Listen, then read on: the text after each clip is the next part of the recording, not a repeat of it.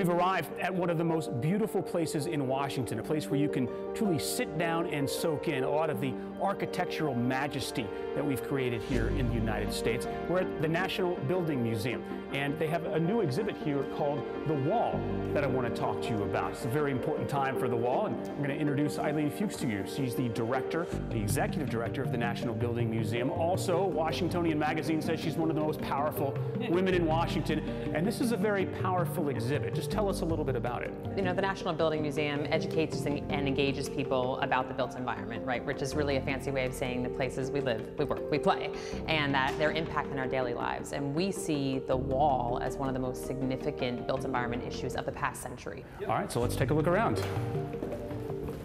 This exhibit is going to give you such an immersion in what's a border, what is a wall, kind of the evolution of that as a policy, and sort of the aspect of the wall as an aspect of a construction project, isn't it?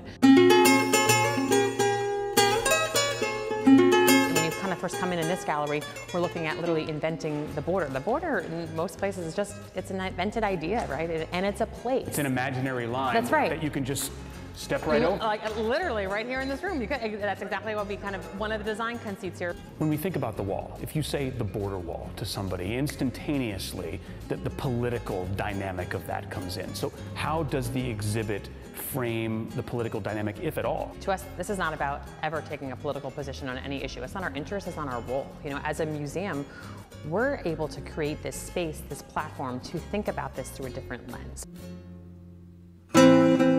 This goes to the history of the border wall, because there aren't too many places, if any, current day that look like this. That's exactly right. And it kind of, as a museum that's interested in architecture and building and design, it's interesting to look at something like this. Like, what does the border wall look like, right? And what did it look like, and what are the types of materials that were used or are used? This is from the Undocumented Migration Project. So these are personal effects that have been found. You know, these are migrants that have left things.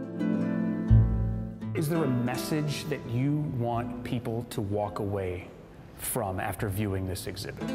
I will tell you honestly, this is such a complex issue. We don't want one point of view. That's not the goal for us. Maybe the next time you see it in the news, it's not just this drone of a policy conversation. It's, you kind of stop maybe and you think about it. You want to get involved, you want to learn more. Any art, any exhibit, you're going to have people that walk away with different feelings, and that's kind of the point. That's right. It shouldn't be everyone feels the same way. That's right. I mean, I think any great museum experience compels you to walk out of that room or that space or that gallery and just look at your world in a different way, no matter what that might be. This is the first time this is being shown since it was installed. In 2019, these architects came in to the border and installed this actual teeter-totter with the purple seat here.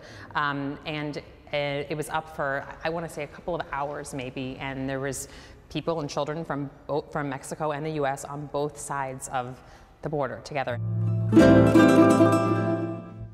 Wow, that is so incredible to see that seesaw on both sides. It was really interesting, a number of bits that I got out of that. The number one, not trying to politicize the idea of the border wall, the fact that this is kind of a concept that we created, a separation in the land there. But you asked that question about what do people generally walk away with. What did you walk away with?